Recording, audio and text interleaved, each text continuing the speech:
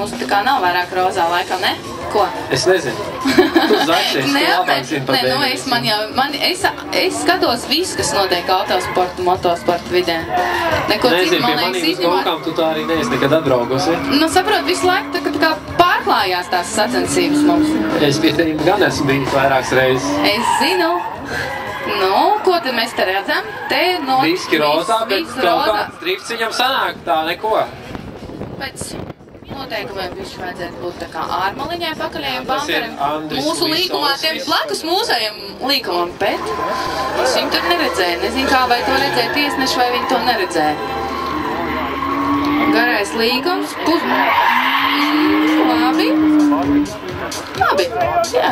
Nu, pazaudēja Sanslīdi. Te pazaudēja Sanslīdi, te mēģināja viņu atgūt, bet, nu, nekas īpaši neskats. Te mēģinam iemest. Te mūs biedējuši. Jā, un. Mēs reāli esam nolikti zem sitienu šī vietā. Nu, es domāju, ka viņi mūs... Pietiekam meistarīgi un nenotrieks mūs. Jā. Bet mums ir BMW, nacionālās klases BMW. Jā.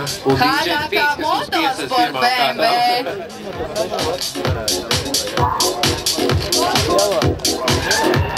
Lielais ovāls, un te man liekas bišķis tā kā pamaz tās Sanslīdes sākumā. Uz beigām jau Tas signalizē tikai to, ka ieejošais ātrums bija pārāk maziņš. Motors viņam nav tik daudz jaudas. 328. Te arī bazāk. Jā, viss labi. Pavēlu, bišķi pavēlu. Vajag ātrumu lielāk.